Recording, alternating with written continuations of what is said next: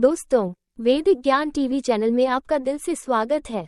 कहानी में आपको पता चलेगा कि जो कुछ भी हमारे जन्म से पहले लिखा जा चुका होता है, क्या उसको हटाया जा सकता है? अगर आप ये सब कुछ जानना चाहते हैं, तो इस अनोखी कहानी को कृपया अंत तक जरूर सुनें। दोस्तों, ये कहानी बड़ी ही शिक्षाप्रद, महत्वपूर्ण और ज्ञानवर्धक है। मेरा आपसे निवेदन है कि कहानी के अंत तक हमारे साथ बने रहें। प्राचीन समय की बात है। एक गांव में श्यामू नाम का गरीब किसान रहता था। उसके परिवार में सिर्फ वो और उसकी पत्नी रहते थे। किसान के घर में बहुत समय के बाद एक लड़के का जन्म हुआ। किसान और उसकी पत्नी बहुत खुश थे। सभी आसपास के लोग किसान को बधाई देने के लिए आ रहे थे। एक दिन सुबह का वक्त था। तभी किसान के घर के बाहर से एक साधु ने भिक्षा के लिए आवाज लगाई। किसान के घर में आज खुशी का दिन था, इसलिए उसने साधु महाराज को अंदर बुला लिया और उन्हें बैठने के लिए कहा। जब साधु महाराज बैठ गए, तो किसान ने साधु महाराज से कहा, महात्मा जी, हमारे घर में बहुत समय के बाद बच्चे का जन्म हुआ है। आप कृपया इसका नामकरण कर दीजिए। साधु ने जैसे ही बच्चे को अपनी गोद में उठाया, तभी साधु ने देखा कि बच्चे की बाजू पर एक चिन्ह बना हुआ है, जो राजयोग को दर्शाता है। साधु बच्चे की बाजू पर चिन्ह देखकर हैरान रह गए। किसान ने जब साधु को हैरान परेशान देखा, तो उसने कहा, महाराज जी, क्या बात है, आप इतना परेशान क्यों नजर आ रहे हो? साधु ने कहा, बेटा, मैं परेशान नहीं हूँ, बल्कि मैं तो बहुत खुश हूँ क्योंकि तुम्हारा बेटा बहुत किस्मत वाला है। तुम्हारे पुत्र की किस्मत में राजयोग लिखा है। किसान ने कहा, महात्मा जी, मैं आपकी बात समझा नहीं, आप क्या कहना चाहते हो? साधु ने कहा, बेटा, तुम्हारा पुत्र एक दिन राजा बनेगा। इसका विवाह 16 वर्ष की आयु में इस राज्य की राजकुमारी के साथ होगा और फिर यह इस नगर का राजा बन जाएगा। साधु की बात सुनकर श्यामू बहुत खुश हुआ। जब गांव के लोगों को पता चला कि श्यामू का बेटा एक दिन इस नगर का राजा बनेगा, तो सभी लोग उसे देखने के लिए आने लगे। एक दिन की बात है, उस नगर का राजा हिरण का शिकार करते करते काफी दूर जंगल में निकल गया, लेकिन हिरण राजा के हाथ नहीं आया। राजा को हिरण का पीछा करते करते प्यास लग गई थी, लेकिन राजा को आसपास कोई नदी या तालाब नहीं मिला जहां से वो पानी पी सके। राजा काफी समय से जंगल में इधर उधर घूम रहा था। राजा पानी की तलाश में भटकता हुआ उसी गांव में पहुंचा जहां श्यामू रहता था। तभी राजा की नजर एक महात्मा पर पड़ी। राजा ने महात्मा से पानी मांगा। महात्मा ने राजा को रुकने के लिए कहा और अपनी कुटिया के अंदर से पानी लेने के लिए चले गए। महात्मा ने पानी लाकर राजा को दिया। राजा पानी पीने लगा। पानी पीने के बाद राजा ने देखा कि बहुत सारे लोग बाहर इकट्ठे होकर जा रहे थे। राजा ने महात्मा से उन लोगों के बारे में पूछा, तो महात्मा ने कहा, ये सभी श्यामू के घर जा रहे हैं, क्योंकि उसके घर में एक बहुत ही किस्मत वाला बच्चे का जन्म हुआ है और एक साधु बाबा ने उसके बारे में भविष्यवाणी की है। राजा ने पूछा, बाबा, ऐसी कौन सी भविष्यवाणी की है जिसके कारण सभी लोग वहां जा रहे हैं? महात्मा ने कहा, साधु बाबा ने बताया है कि जब श्यामू का बेटा 16 साल का होगा, तो उसका विवाह इस राज्य के राजा की पुत्री के साथ होगा और उसका पुत्र इस राज्य का राजा बनेगा। महात्मा की बात सुनकर राजा को बहुत गुस्सा आया कि आखिर एक मामूली किसान का बेटा उसकी पुत्री के साथ विवाह कैसे कर सकता है। राजा ने महात्मा से कहा, महात्मा जी, मैं ही इस राज्य का राजा हूँ और आप क्या सोचते हो, एक मामूली किसान के बेटे के साथ मैं अपनी बेटी की शादी कर दूंगा? महात्मा ने कहा, राजन, जो इस बच्चे के भाग्य में लिखा है, उसे कोई नहीं मिटा सकता। राजा को अपनी ताकत पर बहुत घमंड था। उसने कहा, महात्मा जी, मैं भगवान का लिखा हुआ आपको मिटाकर दिखाऊंगा। महात्मा ने मुस्कुराते हुए कहा, राजन, मैं भी यही हूँ और आप भी यही हैं, देखते हैं। राजा ने महात्मा को प्रणाम किया और वापस अपने राजमहल चला गया। रात को राजा को नींद नहीं आ रही थी। वो यही सोच रहा था कि किसी भी हालत में उस साधु की भविष्यवाणी को सच नहीं होने देना है। अगले दिन राजा अपना वेश बदलकर श्यामू के गांव में पहुंच गया। लोगों से पूछता पूछता राजा श्यामू के घर पहुंचा। राजा ने श्यामू के घर के बाहर जाकर उसे आवाज लगाई। श्यामू उसकी आवाज सुनकर घर से बाहर आया और उससे पूछा, आप कौन हो और किस लिए आए हो? राजा ने कहा, मैं सेठ हूँ और मेरे खुद के कपड़े का व्यापार भी है और पास के ही गांव में रहता हूँ। मैंने लोगों से सुना है कि तुम्हारे घर में एक तकदीर वाला बच्चे का जन्म हुआ है और उसकी किस्मत में राजयोग लिखा हुआ है। श्यामू ने कहा, हाँ सेठ जी, आपने सही सुना है। राजा ने श्यामू से कहा, अगर तुम बुरा ना मानो तो एक बात कहूँ? श्यामू ने कहा, हाँ सेठ जी, बोलो। राजा ने कहा, तुम अपना बच्चा मुझे दे दो, इसके बदले में मैं तुम्हें बहुत सारा धन दूंगा और तुम्हारे बच्चे का पालन पोषण भी करूंगा। श्यामू की पत्नी ने कहा, नहीं सेठ जी, मैं अपना बच्चा आपको नहीं दे सकती। राजा ने कहा, तुम एक मामूली से किसान हो, तुम अपने बच्चे का पालन पोषण अच्छी तरह से कैसे कर सकोगे? श्यामू ने सेठ की बात सुनकर कहा, हाँ सेठ जी, आप ठीक कहते हो, हम इस बच्चे का पालन पोषण अच्छी तरह से नहीं कर सकेंगे। श्यामू की बात सुनकर उसकी पत्नी ने कहा, ठीक है सेठ जी, मैं आपको अपना बच्चा देने के लिए तैयार हूँ। ये कहकर राजा ने बच्चे को ले लिया और वहां से चला गया। राजा अपने साथ बच्चे को लेकर एक नदी पर पहुंचा। राजा ने सोचा था कि वो बच्चे को नदी में छोड़ देगा और उसकी मृत्यु हो जाएगी, लेकिन बच्चे का मासूम चेहरा देखकर उसे नदी में छोड़ने की हिम्मत नहीं हुई। बहुत सोचने के बाद राजा ने लकड़ी का एक संदूक लिया और बच्चे को संदूक में बंद करके पानी में बहा दिया।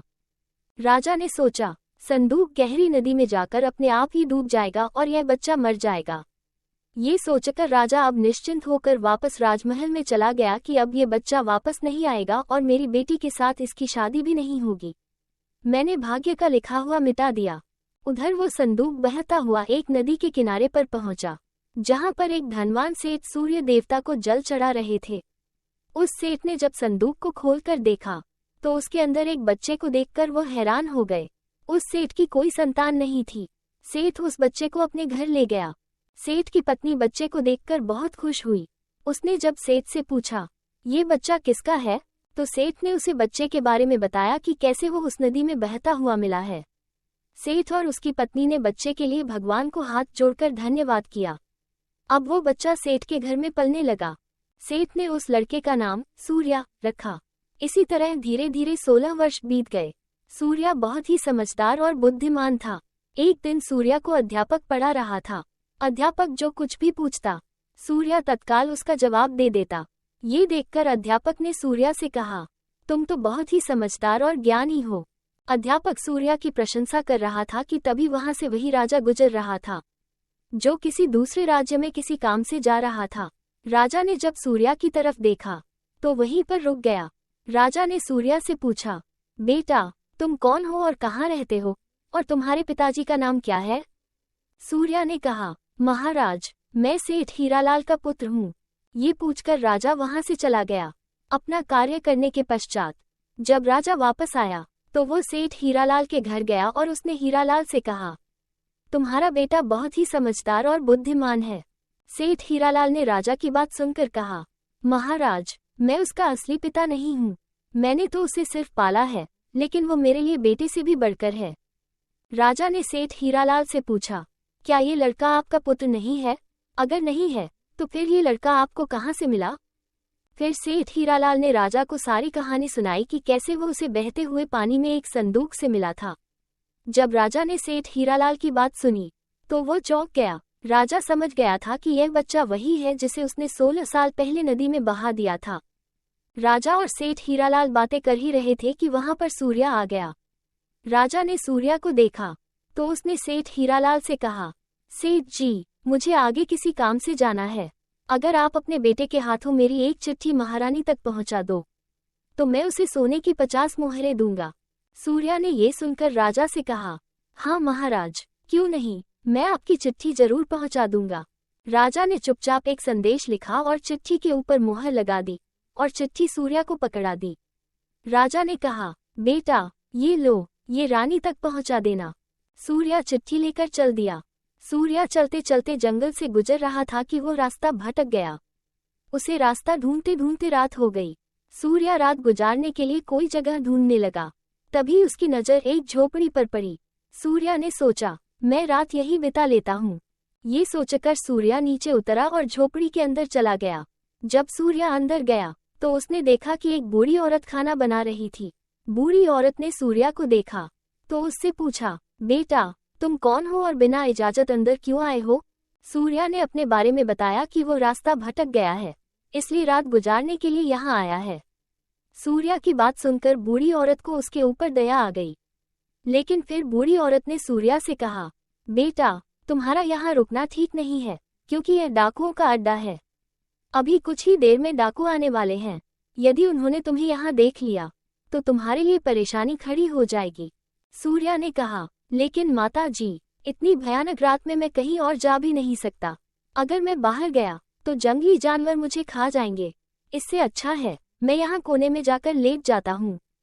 ये कहकर सूर्या कोने में जाकर लेट गया।